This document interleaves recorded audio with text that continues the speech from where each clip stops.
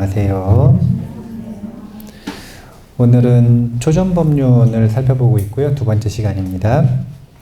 지난 시간에 초전법륜이 설해지는 바로 앞부분의 상황만 봤어요. 사실은 이 부처님 깨치시기 직전부터 쭉 보는 게 그 가장 담백한 이 불교의 역사라고 할 수 있거든요. 특히 율장이 그런 성격이 아주 강해요. 율장에는 거의 있는 그대로의 가장 담백한 초기 불교의 역사가 들어있어요. 사실은 초전법륜 이후에 전법선언을 할 때까지가 정말 그냥 불교의 뿌리라고 보시면 되는데, 그때까지의 내용은 반드시 공부를 해야 되는 것 같아요. 제가 보기에는 불교 입문은 그 부분을 읽는 게 불교 입문이지 않나, 그런 생각을 개인적으로 가지고 있는데, 기회가 되면은 공부를 하기로 하고, 그래서 이제 첫 설법이 아니라, 이거는 그냥 설법이 아니라 법륜을 굴리셨다 이렇게 표현하잖아요. 법륜을 굴렸다, 이건 무슨 뜻이냐면 본인이 일생 동안 설하게 될 법의 완벽한 체계를 완성하셨다, 이런 뜻이 되는 거예요. 본인이 깨친 것과 그 깨친 것을 다른 사람들에게 전달하기 위한 완벽한 체계를 만드는 건 다른 일이죠. 깨치기는 보리수 하에서 깨치셨다니까요. 그런데 첫 설법 성공했다고요? 실패했다고요? 어떤 식으로 설법하시냐면은 그냥 있는 그대로 본인의 상태를 선언적으로 얘기하십니다. 상대 전혀 고려 안 하세요. 부처님 처음부터 눈높이 교육, 차제 설법하신 게 아니라 충격받고 그렇게 되신 거거든요.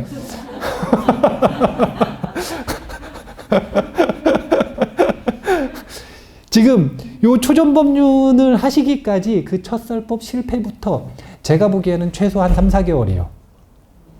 왜냐면은 한 3, 400km 걸어가셨거든요. 초전법륜을 하시러 지금 이 오비구들을 향해서 이 사람들 교화하시겠다고 3, 400km를 걸어가시는 거라. 그러면 걸어가실 때 무슨 저희 마라톤 기록 내겠다고 뛰는 거 아니니까 천천히 갈 거 아닙니까? 음식 들고 다니는 것도 아니고 탁발해야 되는데 많이 먹는 것도 아니고 힘이 어디 있어요? 네. 또 거기 인도는 낮에 더워 죽겠는데 낮에 막 뛰어다니고 그러면 열사병으로 죽어요. 천천히 가셨을 거라. 그러면 가는 동안 사람들 계속 만났을 거잖아요. 그럼 사람들의 근기를 보면서 정말 고민이 많으셨을 거예요. 그 중간에도 아마 기록은 안 돼 있지만 설법이 제가 보기에는 좀 그러셨을 것 같아요.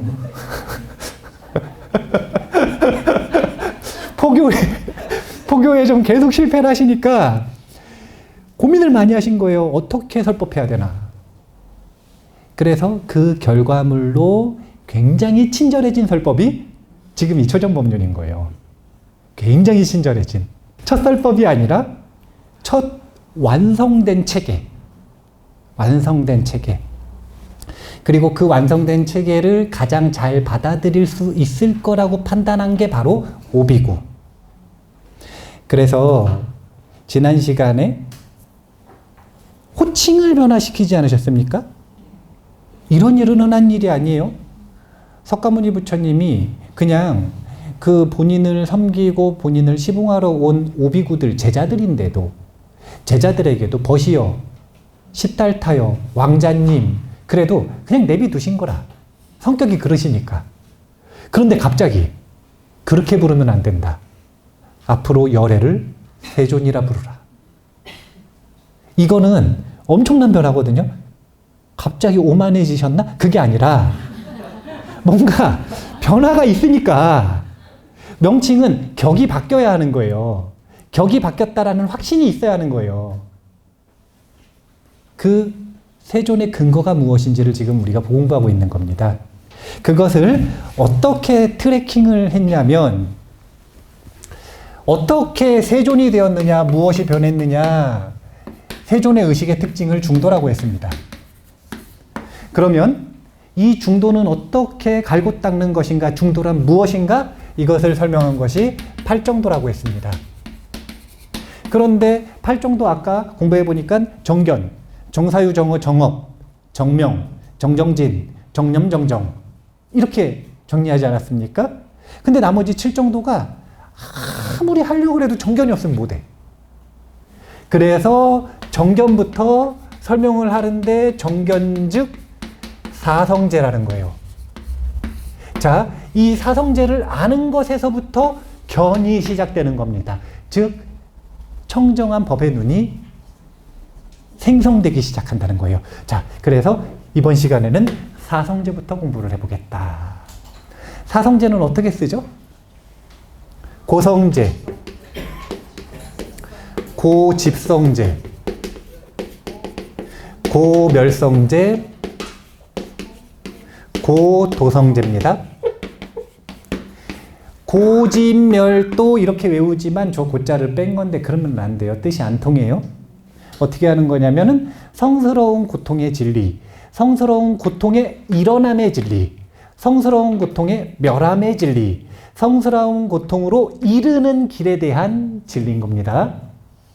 그러니까 고통을 아는 것에서 시작하는 거예요. 이거는 왜 중요할까요?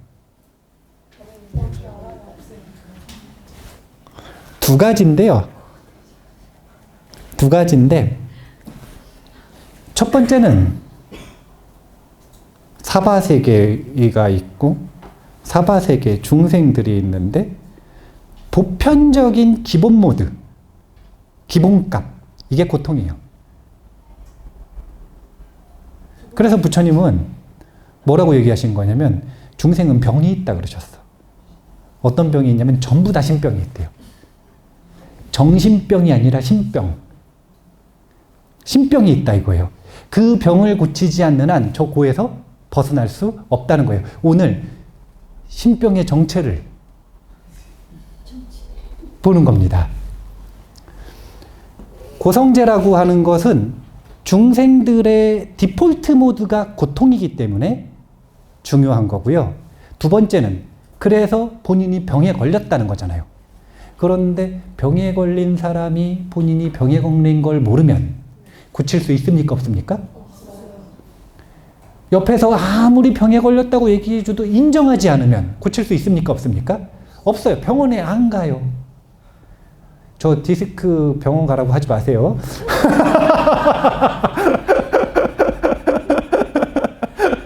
병원에 안 가요. 그럼 고칠 수가 없어. 그러니까 고를 모르면 고를 모르면 고칠 수가 없는 거예요. 고통에서 벗어나질 못하는 거예요. 그래서 고를 아는 것에서 시작인 거예요. 부처님이 고고 그러니까 그거 이 세상 안 좋은 거다 이렇게 말하는 걸 뭐라 그러죠? 비관론자 뭐 염세론이다 뭐 이렇게 얘기를 하는데 그게 아니라니까요. 병에 걸린 사람한테 병에 걸렸다 그러지. 병에 걸린 사람한테 다 잘 될 거예요. 그럼 돼요 안 돼요? 안 돼요. 아니 병에 걸렸는데 아 멀쩡해요. 다 잘 될 거예요.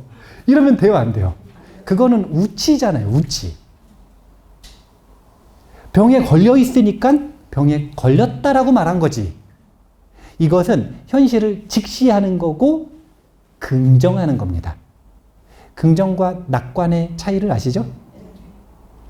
낙관론은 상황이 좋든 안 좋든 잘 될 거야 이러는 게 낙관론이고, 긍정한다라고 하는 건 현실이 좋으면 좋은 걸 긍정하고 현실이 좋지 않으면 좋지 않은 걸 긍정하는 거예요.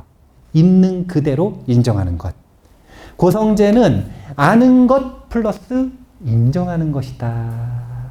이렇게 인식하시면 돼요.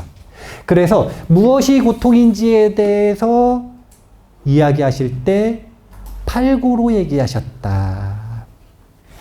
원래 제가 조금 더 복잡하게 표현할 때는 2고, 3고, 4고, 8고를 다 얘기하는데 오늘은 초록이니까 초록을 얘기할 때는 가장 담백하게 그냥 8고만 외우시면 돼요. 우리나라 사람들은 외우기가 진짜 쉬워요. 왜냐면 생로병사의 비밀 때문에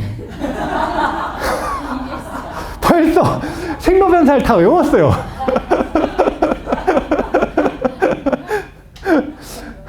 생로병사를 다 외웠기 때문에 이제 나머지 네 가지만 더 외우시면 돼요. 생로병사에다가 첫 번째가 애별리고, 두 번째가 구부듣고, 세 번째가 원증애고, 그리고 오음성고인데 그 부분이 어떻게 표현되는지 한번 읽어볼까요?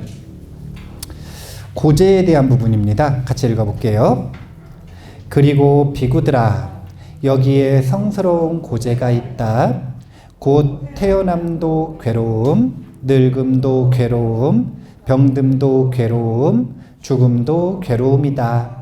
좋아하지 않는 것과 만나는 것도 괴로움, 사랑하는 것과 헤어짐도 괴로움, 원하는 것을 얻지 못하는 것도 괴로움이다. 간단히 말하면 오치오는 괴로움이다. 그러니까 7고를 그냥 요약해서 하나로 표현한 게 오음성고라는 뜻입니다. 자, 한번 생각해 볼까요? 늙는 건 괴로움인가요? 어떻게 저보다 좀 먼저 늙어보셨잖아요. 늙어감이 좀 이렇게 괴로움으로 경험이 되시나요? 힘들어요? 저도 늙어보니까 당연히 펴지던 허리가 안 펴져요.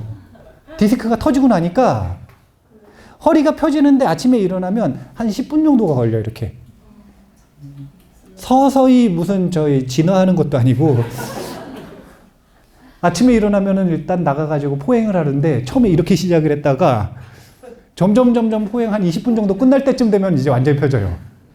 그러고 나서는 이제 하루 종일 펴지는데 원래 예전에는 안 그랬거든요. 일어나면 바로 펴졌어요.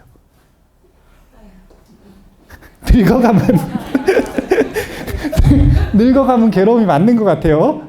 근데 병듦도 괴로움 맞잖아요. 지금 디스크 터져서 이렇게 된 거니까. 죽는 것도 괴로움 맞죠? 근데 태어나면 왜 괴로움이죠?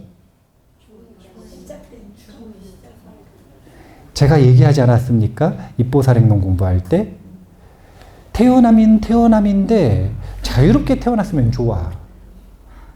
자유롭게 태어난 게 아니라 윤회의 감옥에서 태어났어요. 그러면 감옥에서 태어난 게 그게 괴로움이라고 말해야 돼요? 즐거움이라고 말해야 돼요? 괴로움이라고 말을 해야죠. 두 번째는 시한부예요. 처음부터.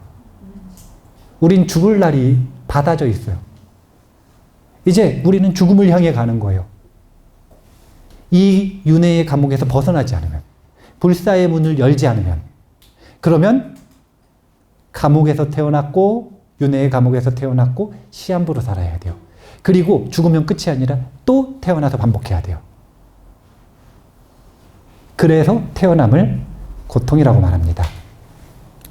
군대에 가면은 왜 사람들이 힘들어하고 남자들이 그렇게 끔찍하게 여기느냐. 군대 다시 가라 그러면은 막 싸우잖아요.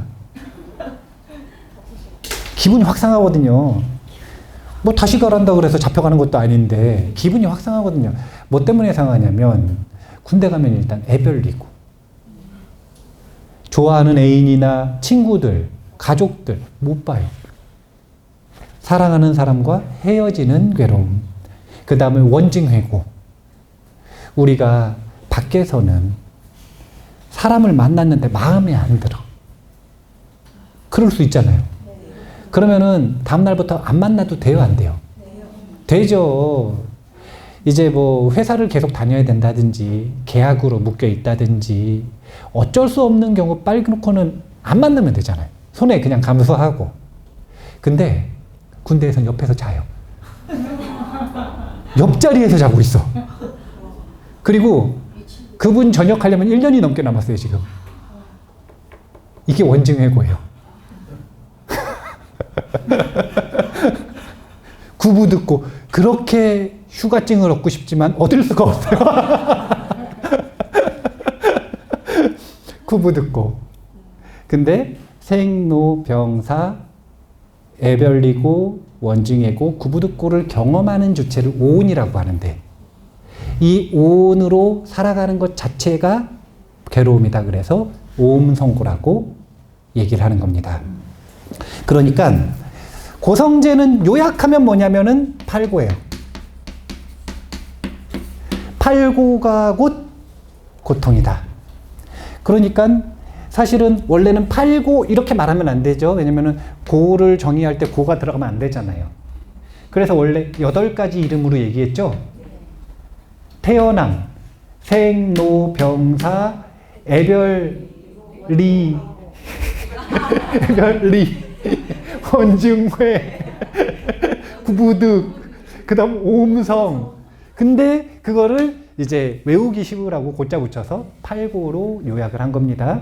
이제 누군가가 고통이란 무엇입니까? 라고 질문한다면 그냥 팔고라고 얘기하시면 되고, 본인도 이 팔고를 고통이라고 인지하고 인정하고 인식을 바꾸면 되는 겁니다. 힌트를 드렸어요. 인지하고 인정하고 인식을 바꾸는 것. 자, 그러면 이 팔고는 도대체 왜 생겨나느냐? 한번 읽어볼까요? 집재. 다시 비구들아, 여기에 괴로움에 대한 성스러운 집재가 있다. 곧 재생을 유도하고 희열과 탐욕을 동반하여 이곳저곳에 집착하는 가래이다. 다시 말하면 애욕에 대한 가래, 존재에 대한 가래, 번영에 대한 가래가 그것이다. 지금 이 번역본에서는 번영에 대한 가래라고 표현을 했지만 비존재에 대한 가래가 원래 포함이 되어야 됩니다. 그래서 일단 결론부터 얘기하면 고집성재는 핵심 키워드가 바로 가래입니다. 가래는 3가지 가래가 있어요. 요계, 유예, 무유예. 요계가 바로 쾌락에 대한 가래. 유예는 존재하고자 하는 가래. 무유예는 존재가 사라지고 싶은 가래. 그래서 스님들이 이 자살에 대한 욕구를 연구하고 설명을 할 때 흔히 인용하는 게 바로 이 무유예입니다. 존재하고 싶지 않은 가래. 이것이 자살로 이끈다. 물론 저는 의견이 약간 다르기는 한데, 죽고 싶어서 죽는 사람들은 흔치 않으니까요. 살고 싶은데 원하는 대로 못 사니까, 방법이 없으니까 다른 방법을 선택을 하는 거니까. 어쨌든 이렇게 3가지를 가래라고 하고, 이 가래를 원인으로 해서 고통이 생긴다. 이것을 고집성재라고 하는 거예요. 그러면 고멸성재란 무엇인가? 비구들아, 같이 읽죠. 여기에 괴로움에 대한 성스러운 멸재가 있다. 곧 가래를 남김없이 소멸하고 포기하고 버리고 벗어나 집착하지 않는 것이다. 이 멸성재는 가래를 키워드로 하는데 사실은 가래의 소멸이잖아요. 근데 또 이게 멸자가 여기 멸자 있으니까 이게 뭐라고 해야 될까? 가래가 우리를 묶고 있으니까 여기에는 해탈자를 쓸까요? 가래로부터의 해탈이 곧 고통의 소멸로 이끈다라는 것인데, 병의 입장에서 생각해 볼게요. 멸성재는 진짜 중요한 거거든요. 이게 진짜 중요한 거예요. 이게 왜 중요한 거냐면, 청년이 있었어요. 사고가 났어요. 하반신이 불수가 됐어요. 자기는 열심히 재활을 하면 일어날 수 있을 거라고 믿는데요. 그래서 진짜 열심히 재활을 해요. 1년을 정말 열심히 재활을 했는데 발가락도 하나 움직이지 않는 거예요. 그래도 끊임없이 본인은 뭐라고 얘기를 하냐면, 열심히 하면 다시 일어설 수 있대요. 끊임없이 절망하지만 계속 열심히 했어요. 근데 1년이 지나도 2년이 지나도 발가락도 움직이지 않아. 근데 미국에서 있었던 일이거든요. 이제 재활이 너무 안 되니까 재활을 담당하는 의사 선생님이 이게 정신적인 문제일 수 있다. 그러니까 케어를 여러 가지를 한 번에 할 수 있는 병원을 소개할 테니까 그쪽으로 가봐라. 여기선 안 되니까. 근데 거기를 딱 갔는데 어느 날 지진이 일어난 거예요. 근데 침대에만 딱 누워 있는데 옆에서 누가 안 알려주면 지진이 일어난 거 알 수도 있지만 지진이 그렇게 심각하지 않으면 모르잖아요. 자다가 일어났는데 발이 막 움직이는 거예요.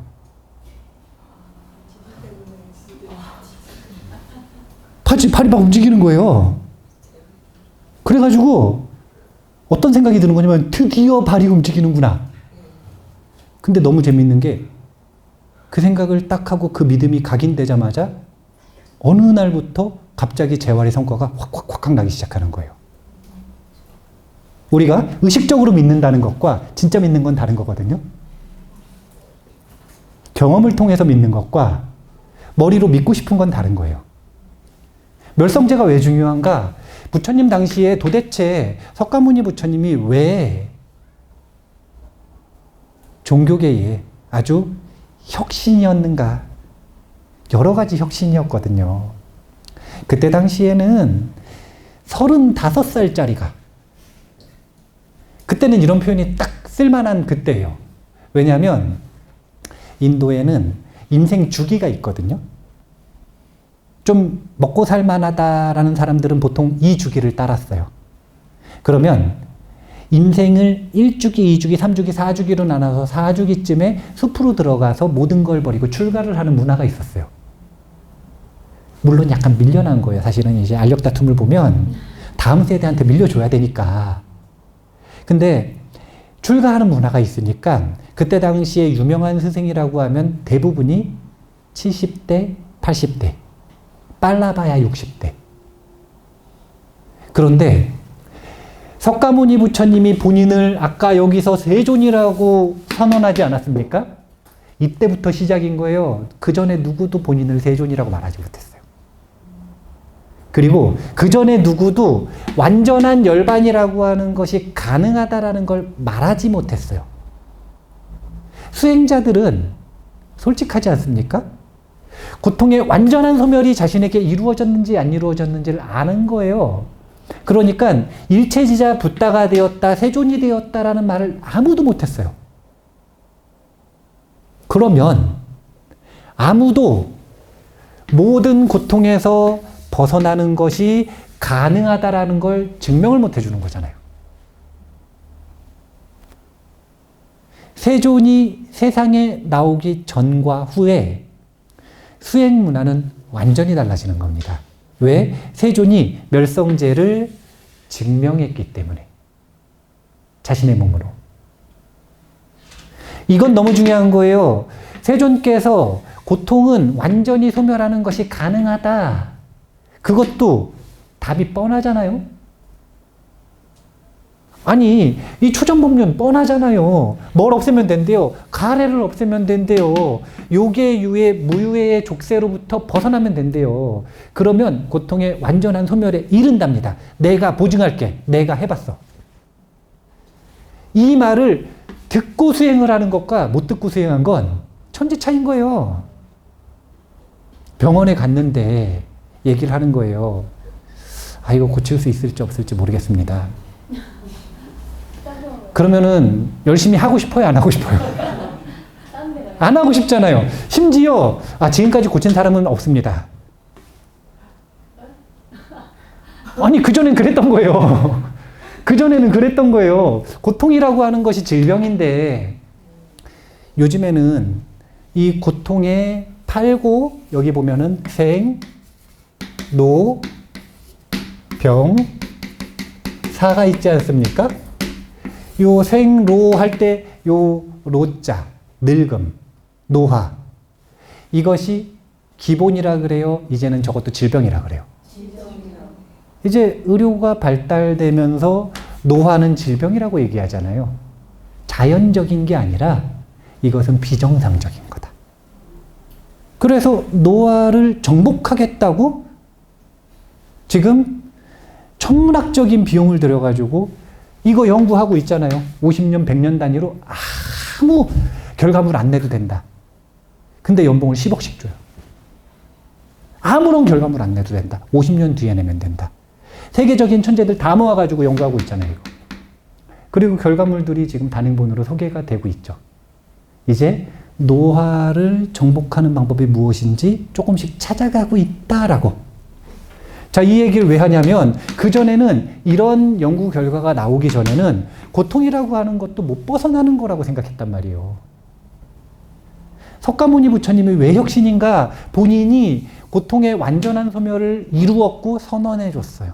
이제 고칠 수 있다. 분명한 원인까지 얘기하시고 그리고 그 방법을 얘기하시기 고도성제가 되는 거예요. 어떻게 가래를 멸할 것인가? 다시 일로 들어가서 중도를 연습하면 되는데 그 중도는 어떻게 연습하는가? 팔정도로 연습한다. 그래서 도성제 즉 팔정도가 되는 거예요. 사성제와 팔정도는 서로 이렇게 맞물려 있는 겁니다. 팔정도의 시작인 정견은 사성제, 사성제의 수행과제인 도성제는 팔정도. 자, 고성제 하면 뭐가 기억이 나야 돼요? 팔고. 여기 팔고, 팔고. 팔고가 곧 고이다. 구집성제 하면 뭐가 기억이 나야 돼요? 가래, 가래가 곧 고를 생성한다. 구멸성제는 이제 가래 소멸이라고 했는데 가래 소멸로 할까 해탈로 할까 지금 고민인데 근데 또 초전법륜에는 이제 가래 소멸이라고 그냥 했으니까 자, 가래 소멸 이게 기억이 나야 돼요. 가래가 제거되면 고가 소멸한다. 팔정도, 고도성제는 팔정도가 생각이 나야 돼요. 그러면 지금 한번 다시 질문해 보겠습니다. 여기 계시는 분들은 고통이 있나요, 없나요? 무슨 고통이 있나요? 예? 지금 팔고가 다 있으세요? 구부듣고도 있어요, 지금? 그렇게 허구를 말씀하시면 안 돼. 지금 있는 그대로를 얘기를 하는 거잖아요. 지금 늙어가고 있고 질병이 좀 있으신 분들은 병고도 있는 거고 그러면은 죽음은 지금 아직 가까이 있지 않으니까 않다고 느끼니까 그러면은 생은 좀 태어난 지 오래되셨고 그러면은 노병고가 있는 거네요. 혹시 지금 옆에 있는 도반이 싫다. 그럼 원중예고가 있는 거고 좋아하는 도반이 안 와서 너무 아쉽다. 그러면은 애별리고가 있는 거고 예. 그리고 지금 뭔가 이게 한 번에 듣자마자 깨치고 싶은데 못 깨치고 있어요. 구부듣고가 있는 거고 그리고 오음성고는 항상 디폴트 값이고 그러면 지금 보편적으로 아마 3가지 정도 또는 2가지 노하고 오음성고 아니면 질병이 있으신 분들은 병고까지 그 고통을 고성제라고 한다. 자, 한 가지만 더 해볼까요? 그러면 고도성제는 뭔가요? 팔정도가 뭔가요? 정견, 정사유, 정어, 정업, 정명, 정진, 정념, 정견. 정명이 뭐예요? 예, 지금 그냥 이게 얼마나 쉬워요. 아니 초전법륜 요약해 보세요. 얼마나 쉬워요. 중도, 팔정도, 사성제 이제 나올 삼전12 행상까지 하면 다 외운 거라. 그러면 사실은 정견의 시작이라고 하는 건 뭐냐면은 이것도 다 필요 없고 사성제만 딱 들었고 이해하고 있고 외웠으면 이제 정견이 시작된 거예요. 눈이 생긴 겁니다. 자, 요 4가지로 요약해 놓은 거 팔고, 가래, 가래의 소멸, 그리고 팔정도 요거 일단 기억하시고 3전 12행상으로 가볼게요.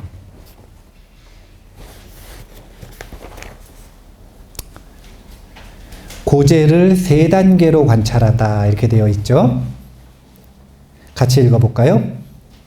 비구들아 나는 이것이 성스러운 고제이다 라는 예전에 결코 들어보지 못한 법에 눈을 떴고 지혜가 일어났고 알미 일어났고 광명이 일어났다. 비구들아, 나는 이 성스러운 고제를 두루 알아야 한다라는 예전에 결코 들어보지 못한 법에 눈을 떴고 지혜가 일어났고 알미 일어났고 광명이 일어났다. 비구들아, 이 성스러운 고제를 이미 두루 알았다라는 예전에 결코 들어보지 못한 법에 눈을 떴고 지혜가 일어났고 알미 일어났고 광명이 일어났다. 일단은 두 가지가 정형구예요. 고성제, 고통은 어떻게 해야 되는 거냐면 두루 철저히 알아야 하는 주제입니다. 제가 아까 병의 비유를 했죠.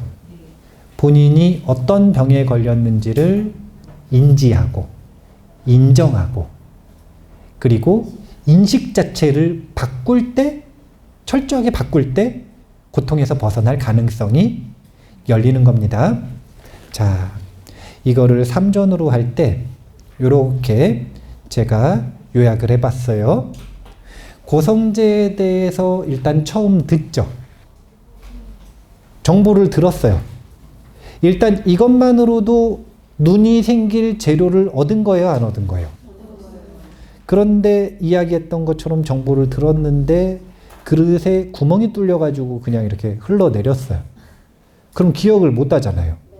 그러면 눈을 못 만들어요. 또 두 번째, 불교를 공부할 때는 자꾸 다른 정의를 가지고 오지 마세요. 그냥 말하는 걸 정의라고 이해하시면 돼요. 그러니까 이제 예를 들면은 나중에 조금 더 복잡한 고성제의 개념을 배울 때 삼고를 배우거든요. 괴고라는 게 있어요. 괴고. 괴고. 뭐가 있을까요? 누가 아파트가 사고 싶어. 엄청 사고 싶었는데 샀어요. 그러면 이거는 기쁨이에요, 고통이에요? 행복이에요, 고통이에요? 쾌락이에요, 고통이에요? 근데 이걸 괴고라고 한다는 거예요. 왜냐하면 그 행복은 계속되든가요, 무너지든가요? 그래서 우리가 쾌락이라고 말하는 것, 기쁨이라고 말하는 것, 행복이라고 말하는 것조차 변화에 따라 그것은 결국 무너질 때 나타나는 고통을 내재하고 있는 거예요.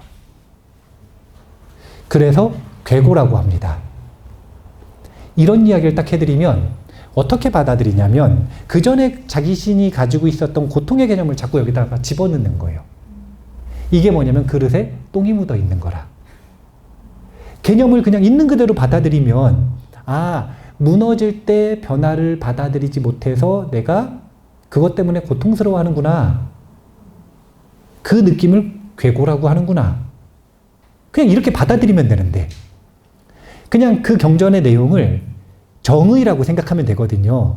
근데 그거를 자꾸 바깥에 있는 기존 상식적인 개념과 섞으려고 하는 것. 그렇게 이해하시면 안 돼요. 자, 일단은 처음 들었을 때 기억은 해야 되고요.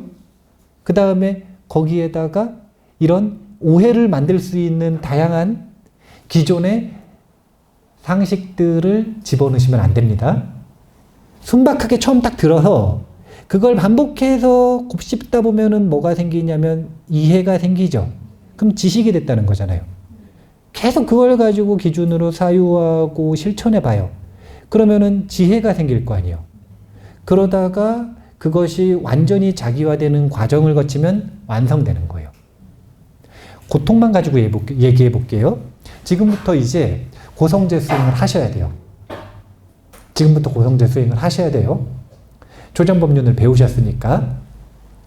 그러면 세상에 만연해 있는 고통들을 볼 줄 알아야 돼요. 첫 번째. 눈이 생겼으면 봐야 될 거 아니에요. 눈이 생겼는데 보지 않으면 눈은 쓸모가 없어져요. 그 눈은. 법안은 육안이 아닙니다. 마음의 눈이잖아요. 그래서 그 마음의 눈이 안 쓰면 퇴화되는 거예요. 우리의 눈도 마찬가지예요.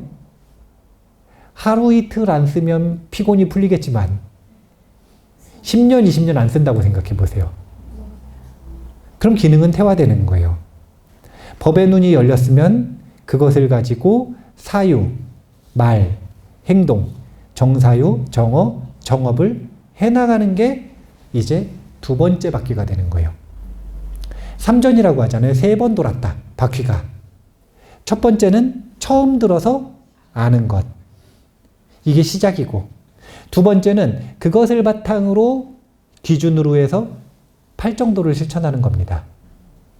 고통에 대해서 사유해보고, 고통에 대해서 말해보고, 고통에 대해서 그걸 바탕으로 행동해보고, 그걸 기준으로 라이프 스타일을 바꾸고, 그리고 지속하고 반복하고, 그리고 나서 이제 마음 수행의 주제인 정념과 정정의 힘으로 더 날카롭고 예리하게 고통을 보는 겁니다. 이게 두 번째 바퀴예요. 그러니까 이렇게 되는 거죠.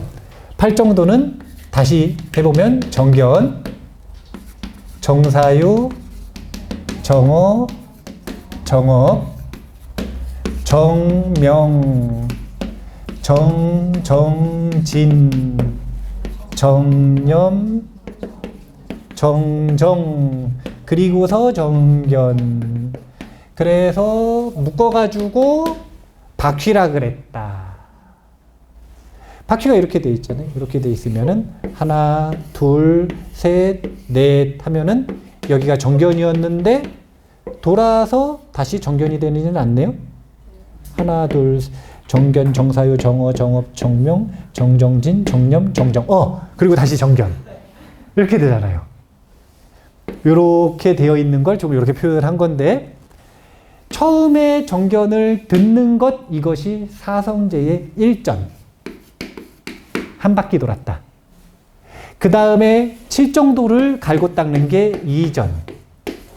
이제 그냥 듣고 지식으로서 안 것을 넘어 자기화되어가는 과정. 8정도를 끊임없이 반복함으로써 두 번째 바퀴가 돌고, 그래서 정념과 정정을 바탕으로 여기서는 듣고 인식하고 지식으로서 안 거라면, 여기서는 이제 삶에서 직접 체험을 통해 인식 자체가 바뀐 거죠.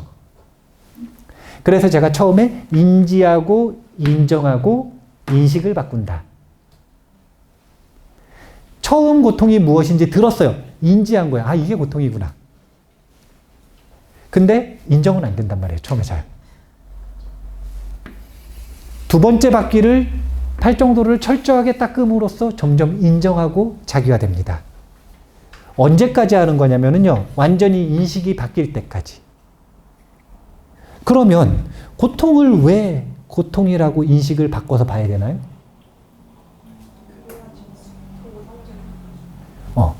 그건 이제 이익이라고 해야 될까요? 고통이라고 하는 질병을 고칠 수 있으니까. 그런데 그거 말고도 그냥 너무 당연한 게 있어요. 그게 여실한 있는 그대로니까요. 고통을 있는 그대로 보고, 있는 그대로 인정하고, 그래서 거기에 맞춰서 완전히 자신의 인식이 바뀌면, 그러면 여실지가 됐어요, 안 됐어요? 그래서 제가 사성제 3전 12행상을 뭐라고 표현을 하냐면 여실지 훈련법이라고 표현을 하는 거예요. 이 얘기는 제가 특별히 왜 덧붙였냐면, 지난번에 누가 물어봤단 말이에요. 여실지가 중요하다, 여실지가 중요하다 그러는데 중생은 어떻게 여실지를 훈련해야 합니까? 그래서 제가 그때 뭐라 그랬냐면 못해요 그랬거든요. 왜냐면 중생은 여실지를 훈련을 못해요. 여실지는 깨침에 들어간 성인, 그 중에서도 수다원도 안 돼, 사다함도 안 돼, 아나함도 안 돼, 아라함부터 열리는 거거든요. 그러니까 그때는 이미 중생이요 아니요? 아니잖아요. 무슨 뜻이었던 거냐면 이분법의 의식을 가지고 불의의 의식을 훈련할 수는 없다는 얘기를 한 거예요. 그때는 그렇게 표현을 했는데 초전법륜에서 어떻게 여실지에 그러면 그나마 조금이라도 가까워질 수 있는가라고 하는 훈련법을 제공하고 있어서 그때 좀 미진했던 답변을 추가 설명을 해드리는 거예요. 여실지는 어떻게 훈련하는가? 3전 12행상을 통해서 훈련한다. 자, 그 집성제는 도대체 왜 3바퀴나 돌려야 되느냐? 8구가 고통인 거를 인지하고 인정했다고 쳐요. 우리가 삶을 살다 보면 끊임없이 8구를 겪는데 너 지금 고통스럽니? 그러면 고통스럽다 그래요? 고통스럽지 않다 그래요? 안 고통스럽다고 말하는 경우가 많거든요. 화난 사람한테 얘기해 보세요. 너 화났니? 그래 보세요. 절교합니다. 나는 절대로 화를 내지 않는 사람인데 넌 왜 나를 모함하니?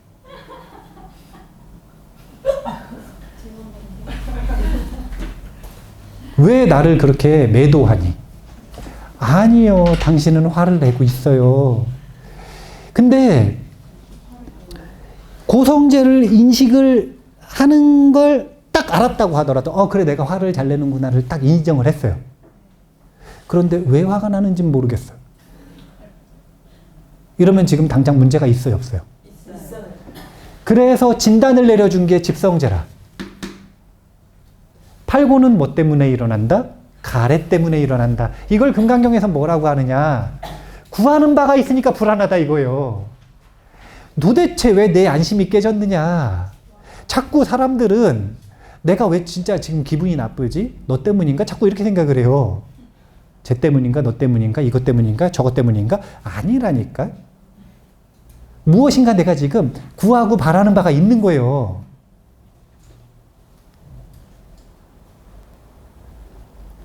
제가 저하고 인연 닿아서 공부하는 청소년, 청년들에게는 항상 갑으로 살아가는 방법을 가르치는데 갑질은 아니고 갑으로 살아가는 방법을 가르치는데 이걸 가르치는 이유는 너무너무 단순합니다.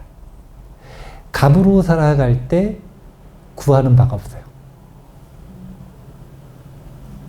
구하는 바가 없어요.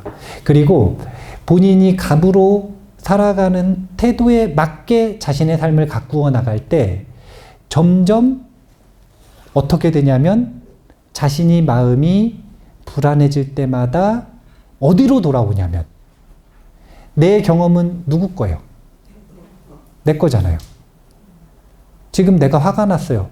너 때문이라고 생각하는 건 철저하게 의뢰 자세거든요. 이건 의뢰 자세잖아요. 내 삶의 주인, 내 경험의 주인이 누구라는 거예요? 너라는 거잖아요, 지금. 나는 너의 노예다. 이렇게 말하고 있는 거잖아요. 나는 지금 너 때문에 고통스럽다? 당신이 내 삶을 좌지우지할 수 있다. 갑의 자세라고 하는 건 철저하게 모든 문제를 내 안에서 찾는 겁니다. 그리고 이게 초전법륜에 나와 있는 거죠. 8구에서 봐보세요. 구부 듣고 우리가 이것 때문에 남 탓하는 거 아닙니까? 사람 탓할 때는 원증해고 애별리고도 그 모든 것들이 남 탓인데 그것들이 전부 무엇 때문에 일어난다? 내 안에 가래 때문에 일어나는 것이다.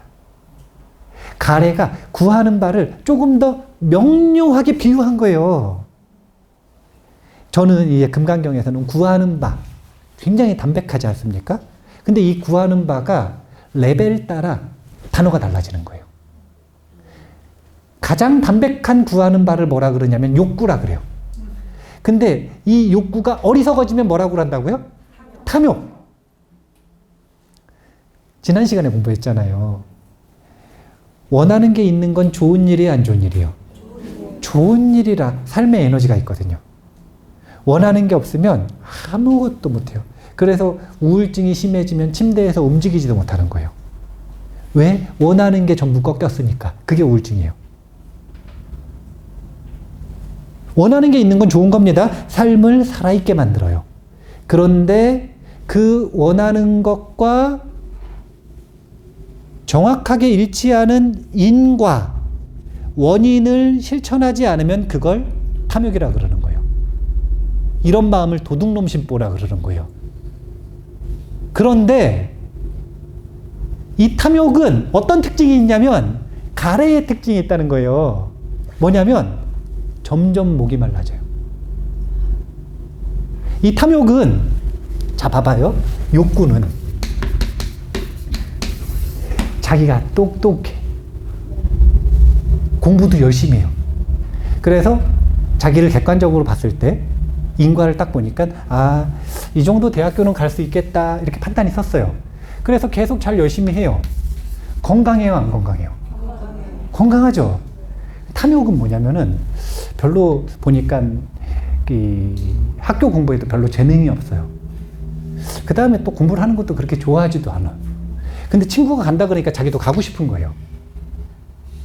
근데 가고 싶다고 말을 하기는 했고 계속 쓰면은 갈 수 있다 그래가지고 맨날 써요. 또 이제 어느 대학을 가겠다고. 근데 공부는 계속 안 하는 거예요. 그러면 원하는 게 노력을 하면 할수록 채워져요, 안 채워져요? 그럼 목이 점점 마르죠. 이게 갈자라는 뜻이에요. 소금물을 끊임없이 들이키는 것처럼 점점 목이 더 말라지는 상태. 그러니까 욕구와 탐욕이 있는데 구하는 바가 건강할 땐 욕구, 건강하지 않을 땐 탐욕인데 요 탐욕이 어떤 특징이 있다는 거냐면 가래의 특징이 있다는 거예요. 그래서 금강경에서는 구하는 바라고 표현을 하지만 여기 사성제에서는 가래라고 표현을 했다. 욕에든 유에든 무유에든 상관없이 무엇에든 자기가 사로잡혀 있고 구하는 바가 있으면 자신의 마음은 흔들린다. 그리고 그 흔들린 마음에서 팔고는 기승을 부리는 겁니다. 자, 고통이 일어났어요. 그러면 이제 원인을 바로 직진으로 찾으셔야 돼요. 자꾸 남 탓하지 마시고. 남 탓하지 마시고 세밀하게 찾으려고도 좀 하지 마셔. 그놈의 이 시험 보는 그것 때문에 채점 아무도 안 하는데 정답을 자꾸 찾으려고 그래. 그리고 정답을 찾으면 뭔가 바뀔 줄 알아요. 가래라고 하는 걸로 퉁 쳐서 곧바로 인정하시고 뭘 해야 되는 거냐면 독화살 맞았으니 뽑아야죠. 어떤 가래냐, 요괴냐, 유해냐, 무유해냐, 요괴 중에서도 어떤 쾌락에 사로잡혀 있냐, 어떻게 내가 이런 연유로 갔느냐, 자꾸 범인 찾으려고 하지 마시고 찾으면 해결될 것 같다라는 환상 이해가 됩니다. 일견 이해가 되지만 맞는 말이기도 합니다. 그 범인 잡으면 다시는 나에게 독화살 안 쏘겠죠. 근데 잡기 전에 죽어요. 이게 문제인 거예요.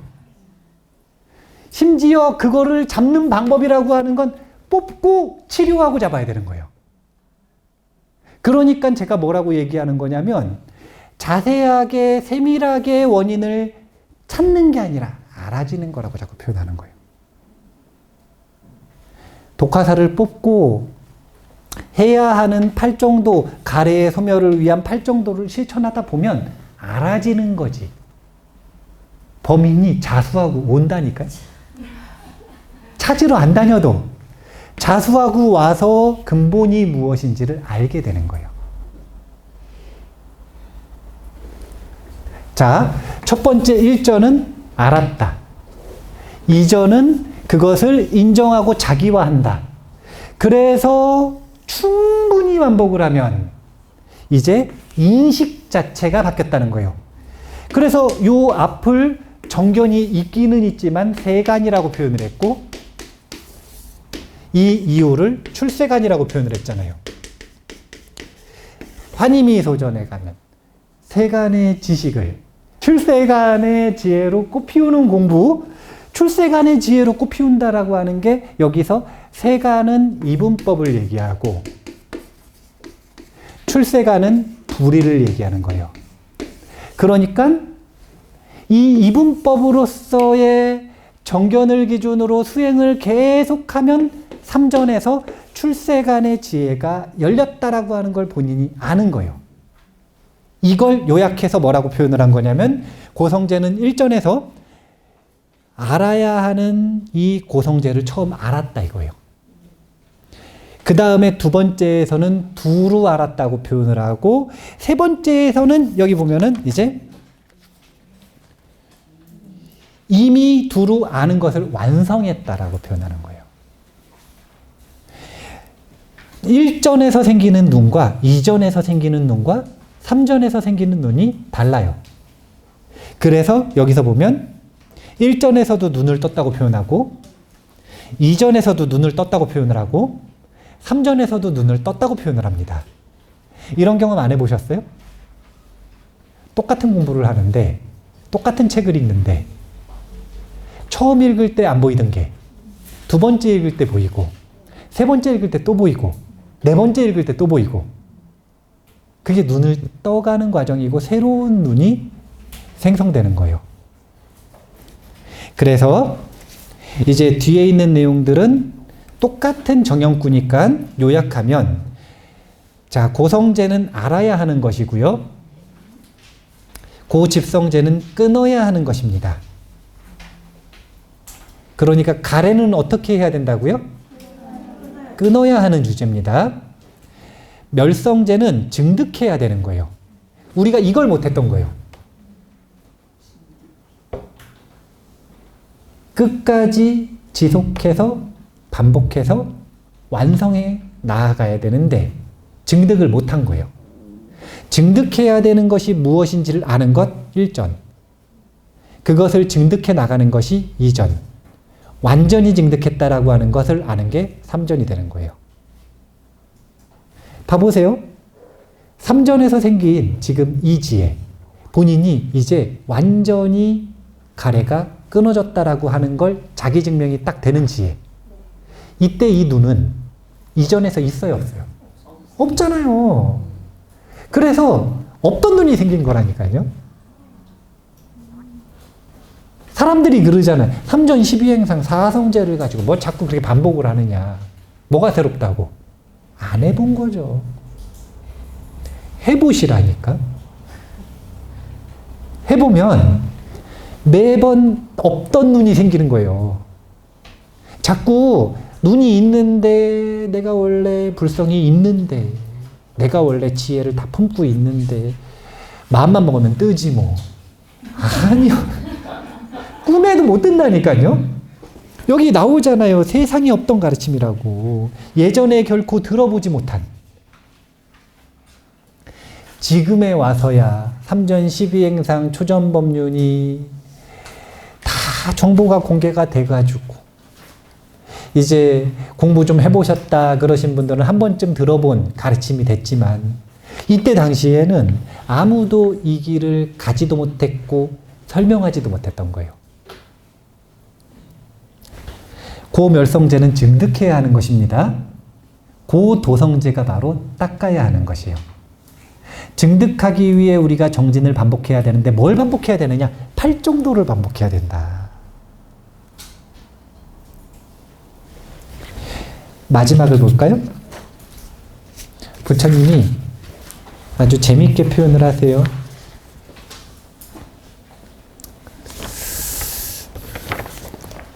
일단은 이것도 봐야겠네요. 부처님께서 감흥어를 푸시는 거. 깨달음을 얻은 꼰단냐. 이 부분 같이 읽어볼까요? 아, 참으로 꼰단냐는 깨달았구나. 아, 참으로 꼰단냐는 깨달았구나. 이리하여 꼰단냐 장로는 그때부터 안냐 꼰단냐로 불리게 되었다. 진실로 안냐 꼰단냐는 법을 보았고 법을 얻었고 법을 알았고 법을 꿰뚫었다. 의심에서 벗어났고 망설임을 제거했고 두려움이 없었고 스승의 가르침 외에 다른 것은 필요 없게 되었다. 지금 법에 대한 정형구가 반복적으로 몇 번이 표현이 되는 겁니까? 법을 보았고 법을 얻었고, 법을 알았고, 법을 꿰뚫었다. 이게 법안이 한 바퀴, 두 바퀴, 세 바퀴 돌아가는 과정에서 바뀌어가는 과정인 거예요. 법을 보았고, 법을 얻었고, 법을 알았고, 그래서 법을 꿰뚫었다. 뭘 꿰뚫은 거예요, 이게? 사성제를 꿰뚫었다. 물론 맞아요. 그래서 뭘 꿰뚫었느냐? 세간을 꿰뚫은 겁니다. 이분법을 꿰뚫고 나니까 불의가 보이는 거예요.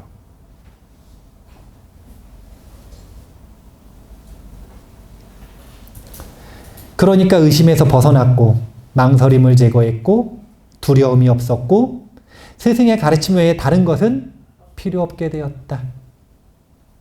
이제 다른데 초전법륜 외에 이것저것 쫓아다닐 필요가 없어진 거예요. 오히려 지금까지 가지고 있었던 이것이 수행이다, 이렇게 하는 것이다 라고 하는 걸 모든 걸 버려버려도 되는,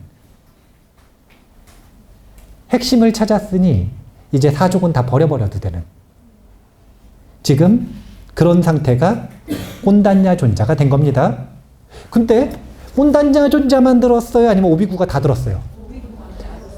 근데 꼰단냐 존자에게만 이렇게 얘기해 주셨거든요. 다른 사람들은 지금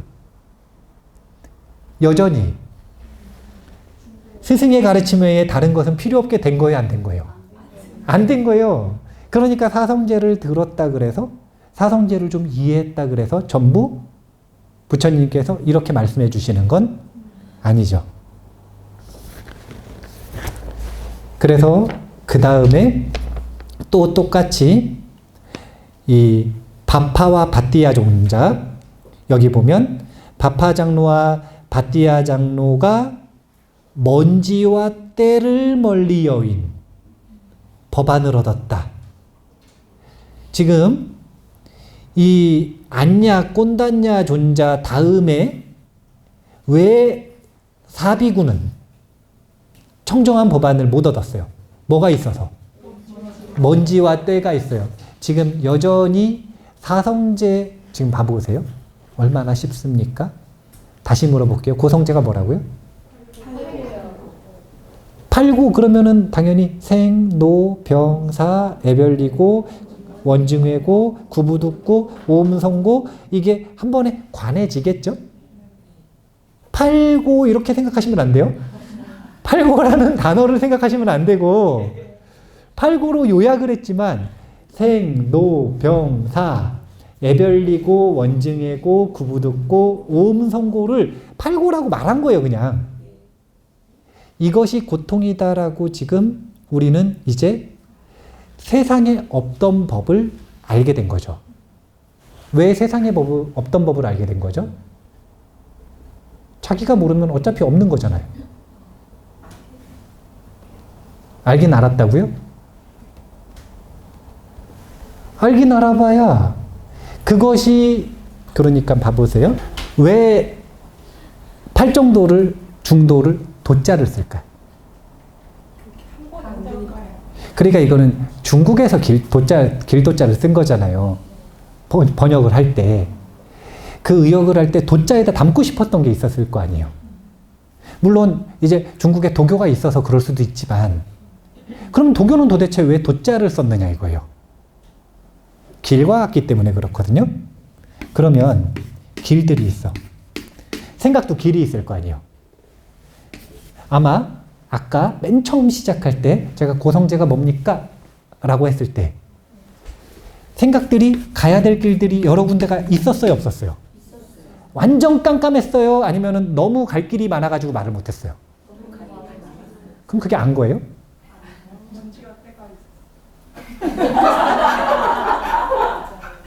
아니, 자 봐보세요. 고성제가 무엇입니까? 그랬는데 7가지 정의가 생각이 나요. 그럼 정의를 안 겁니까? 모르는 거잖아요. 말했다시피 남이 아는 건 중요한 게 아니에요. 내가 알아야 세상에 없던 길이 생겨난 거예요. 그래야 눈이 떠진 거고 눈이 생긴 거예요.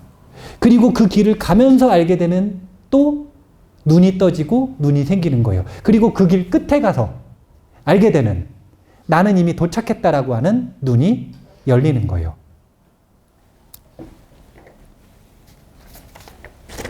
먼지와 때를 멀리 여인 법안을 얻었다.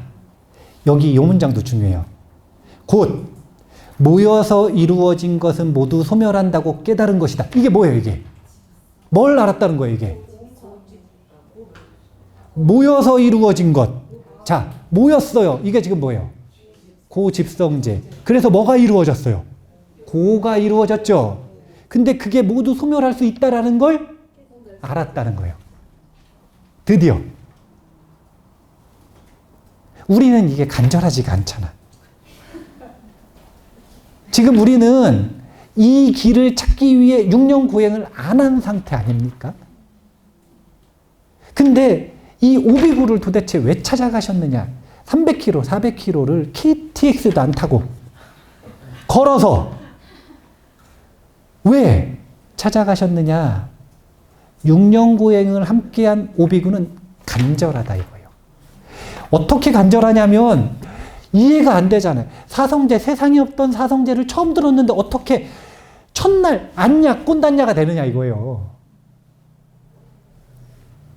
그분은 일전을 굴리기 전에 이미 이전을 굴린 분이라. 다만 정견 없이 굴렸을 뿐이죠. 그러면 이것에 대한 자질이 준비가 되어 있잖아요. 그러니까 곧바로 이전이 무르는 겁니다. 물론 아라한이 되지 않았기 때문에 삼전을 아직 굴리지는 못했지만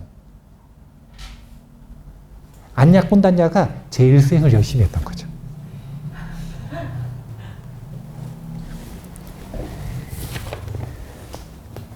바파와 바띠아룬자는 아직 먼지와 때가 좀 있어요. 그래서 여기서는 지금 문단을 놓고 보면 다음 문단에 곧바로 바파와 바띠아룬자가 법안을 얻은 것 같지만 사실은 오비구한테 설법을 한 첫날 지금 바파와 바띠아룬자가 함께 깨달았을까요? 시간이 좀 지났을까요? 그걸 바파와 바띠아룬자 이야기에선 얘기를 안 하지만 그 뒤에 봐보세요. 마하나마와 아사지존자 이야기를 한번 봐보세요. 세존께서는 가져온 음식을 드시고 난 뒤 다시 나머지 비구들에게 교법을 설하셨다. 이렇게 세존과 비구들은 세 비구가 걸식해온 음식을 먹으며 지냈다. 자, 봐보세요. 하루에 3식 하세요? 1식 하세요? 물론 이때는 3식 문화는 아니었어요. 하지만 고행하셨잖아요. 그러면은 하루에 밥 한 톨 드시던 분들인데 굳이 안냐 꼰단냐 존자가 청정한 법안을 얻었으니 이제부터 3번 먹자 그래가지고 3번씩 드시진 않았을 거 아니에요. 그러면 걸식을 했다, 밥을 먹었다, 그러면서 지냈다, 이거는 한동안 시간이 지났다는 이야기예요. 먼지와 때가 벗겨지는데 시간이 점점 걸렸다는 뜻이에요. 그래서 오비구가 전부 다 진실로 그들은 법을 보았고 법을 얻었고 법을 알았고 법을 꿰뚫었고 의심에서 벗어났고 망설임을 제거했고 두려움이 없었고 스승의 가르침 외에 다른 것은 필요 없게 되었을 때 구족계를 받고 그리고 나서 이제 무화경을 설할 준비가 되는 겁니다. 도제를 3단계로 관찰하다. 이 부분 봐볼까요? 이 부분에 11번의 밑에 비구들아 나는 사성제를 이와 같이 이렇게 되어 있죠. 이게 3전 12행상을 정리하는 부분이거든요. 이 부분 같이 읽어볼게요. 비구들아 나는 사성제를 이와 같이 3번씩 12단계로 관찰하여 있는 그대로 깨끗하게 알았기 때문에 나는 천신, 악마, 범천의 세계와 사문, 바라문, 인간의 세계에서 가장 높고 바르고 원만한 깨달음을 훌륭히 성취하였다고 선언하는 것이다. 뒤에 조금 더 읽을게요. 또한 나는 알고 보게 되었다. 나의 해탈은 흔들림이 없다. 이것이 최후의 생존이니 이제 다시 괴로운 존재를 받지 않는다. 여기 지금 삼전 12행상을 바탕으로 해서 본인이 오비구들에게 세상에 자신을 세존이라고 불러야 한다라고 호칭을 변화시킨 근거를 얘기하는 겁니다. 그러니까 그전에는 석가모니 부처님이 아니었어요. 수행자 시달타였어요. 또는 지인들과 친척들에게는 시달타 태자였죠. 왕자님. 그런데 어느 순간 본인이 분명하게 선언한다는 거예요. 더 이상 나를 버시여, 태자여, 수행자여 이렇게 부르지 말아라. 이제 열애를 세존이라고 부르라. 본인을 부르는 자칭도 바뀌었잖아요. 열애를. 나를이 아니라 열애를. 자아가 완전히 사라졌다는 거죠. 열애를. 자아의 세계에서 열반의 세계로 갔다가 자비심으로 돌아오셨어. 열애를. 갔다 온 열애를. 열애를 세존이라고 불러라. 그런데 근거를 한마디로 얘기할 때는 중도의 의식을 완성했다라고 얘기하는 것이고, 그것을 더 구체적으로 표현할 때는 삼전 12행상을 통해서 고가 무엇인지 알아서 눈 떴고, 그것을 두루 알았고, 그것을 두루 알면 완성했다라고 하는 것까지 세 가지 법안을 얻었어요. 고집, 고멸, 고도성제 12가지 눈을 전부 다 얻은 거예요. 그래서 내가 고를 완성했고, 고집의 눈을 완성했고, 고멸과 고도성제의 눈을 완전히 완성했다라고 하는 것을 아는 것, 이걸 해탈지견이라 그러는 거예요.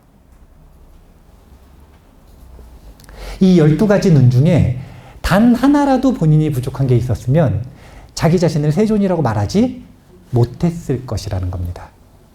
도대체 왜 세존은 그렇게 자신감이 있었느냐? 아까도 얘기했잖아요. 그때 당시에는 혁신이라고. 35살짜리가. 그때 당시엔 그런 문화예요. 35살이면 아직 출가를 생각도 못할, 세간에서 먹고 사는데 한참 바쁠, 아무것도 모르는 그냥 그런 나이예요. 그런데 갑자기 35살짜리 수행자가 뭐라고 얘기를 하냐면 본인을 세존이라고 부르래요. 그 전에 80대 유명한 그 어떤 스승도 선언하지 못했던, 이제 고통의 완전한 소멸은 가능하다. 내가 그것을 이루었다. 나를 열애, 세존이라 불러라. 일체이자인 붓다라고 불러라. 아무도 말을 못했는데. 그래 처음엔 다 비웃었죠. 싹 비웃었죠. 말도 안 되는 광대가 하나 나왔구나. 근데 그걸 증명한 거예요. 어떻게 증명을 했냐면 어제 제가 질문했군요. 부처님 당시엔 아라한이 몇 분이나 계셨을까요? 자꾸 1250명이 있다고 그러는데 아니 1250명은 전법선언 하시기 전에 벌써 1250명이에요. 전법선언 하시고 이미 1250명의 전사들이 전법을 떠나는 겁니다. 근데 그 전사들이 전부 다 아라한이에요. 그러면 도대체 얼마나 빠르게 생단이 확장되겠어요? 아라한은 우죽순처럼 나타나는 거예요. 우죽순 무슨 뜻인지 아시죠? 우리 저 중록원인가 중림원 갔을 때 보셨잖아요. 저희 대나무 잘랐는데 이렇게 저희 중림원 이렇게 한 바퀴 돌다가 다시 왔더니 더 자란 것 같더라고요. 아니 진짜 그렇게 빨리 자라더라고요. 죽순이. 아라한들이 인도에서 그렇게 생겨나는 거예요. 1250명이 아니라니까. 1250명 아라한은 부처님 1년 안에 나타난 성과. 성불하시고 1년 안에 그렇게 45년을 설법하셨다잖아요. 그럼 도대체 아라한이 얼마였겠어요? 에? 아예 왜 10방밖에 안 됐겠어요? 그때 당시에 아라한이 그렇게 많을 수밖에 없었던 이유가 너무나 명백한 체계. 지금 여기 너무 중요한 말이 나오잖아요. 법안을 얻었을 때 가장 큰 특징이 이거예요. 그게 뭐냐면 스승의 가르침 외에 다른 것은 필요 없게 되었다. 뭐가 근본이고 뭐가 주석인지 모르는 거예요. 그 근본을 이해하는 데 있어서 부족해요. 좀 더 자세한 설명이 필요해요. 그럼 주석이 필요하죠. 근데 주석에 사로잡혀가지고 뭐가 근본인지를 모르는 거예요. 제가 초전법륜 말고 나머지는 다 가르침이 쓸데없습니다. 이렇게 말하는 건가요? 아니요. 주석이니까 다 가치가 있어요. 근데 뭐가 근본인지는 알아야죠. 그리고 근본은 선택이 아니라 필수로 알아야 되는 거예요. 부처님은 그냥 자기가 세존이다. 내가 세상에서 제일 뛰어난 지혜를 얻었다. 무상정등정각을 내가 그냥 얻었다니까? 이렇게 주장하는 게 아니에요. 그게 아니에요. 부처님은 이 자기검열이 굉장히 심하신 분이에요. 자기검열을 철저하게 해서 사성제를 누가 3바퀴나 돌립니까? 삼전 12행상을 통해 가지고 그걸 팔정도라고 하는 방법을 통해서 완전히 깨쳤다라는 걸 알았을 때 선언하신 거예요. 나를 세존이라 부르라. 나를 세존이라 부르라. 그리고 이렇게 선언하신 내용을 세상에 얘기하실 때 뭐라고 하시는 거냐면 불사의 문이 열렸다. 눈 있는 자 누구 나와서 보라. 근데 이제 부처님 기대처럼 단박에 알아듣지 못하니까 84,000 가르침이 나오긴 했지만 근데 알려드리고 싶었던 내용은 바로 이 초전법륜에 전부 들어있다. 그런데 여기까지가 초전법륜 경이거든요. 그런데 사실은 완성이에요, 아니에요? 그래서 무화경을 원래 포함시켜야 되는 거예요. 근데 왜 초전법륜경을 여기서 끊었는지는 잘 모르겠어요, 사실은. 이제 이 청정한 법안이 생겼고 청정한 법안을 얻은 이 법다운 마음가짐의 상태에서 무엇을 관찰해야 하는가 라고 하는 무화관에 대한 내용을 무화경에서 우리가 공부를 해야 돼요. 모르죠? 또 한참 뜸을 들여야 돼. 초전법륜도 제가 한 2년 얘기했거든요. 그리고서 처음 택강하는 거예요, 지금. 이제 무화경도 한 2년 뜸을 들이다가 궁금할 때 해야 되니까 한번 시간을 잡아가지고 무화경을 다음에 공부를 해보도록 하겠습니다. 자, 부처님은 어떤 의식 상태를 갈고 닦으라고 얘기하신 건가요? 중도. 그래서 중도라고 하는 것이 부처님의 여러 가지 진리의 키워드들 중에 첫 번째로 꼽히는 거예요. 중도는 어떻게 닦는다고요? 팔정도를 통해서. 팔정도는 시작을 일단 해야 되는데 정견이 뭐라고요? 사성제. 사성제는 그냥 듣고 끝내는 거예요? 아니면 사성제 훈련법이 있어요? 삼전 12행상. 그럼 삼전 12행상을 하면은 점점 뭐에 가까워진다고요? 여실지에 가까워진다. 그래서 뭐까지 여실해지는 거냐면 내가 깨쳤는지 못 깨쳤는지까지 여실해지는 거예요. 여실지에 가까워지지 않은 사람은 자기가 깨쳤는지 안 깨쳤는지를 몰라요. 깨쳤다는 것도 모르고요. 안 깨친 것도 몰라요. 그래서 혼란케 하는 거라. 자기가 깨달았다고 자꾸. 철저하게 사성제를 기준으로 중도를 갈고 닦는 것. 이것이 부처님의 초전법륜의 가르침이다. 이렇게 생각을 정리하시고, 자, 그러면 오늘 부처님의 이 가르침의 뿌리에 대한 초전법륜 공부했고요. 마무리하겠습니다. 자, 항상 열심히 공부하세요. 감사합니다.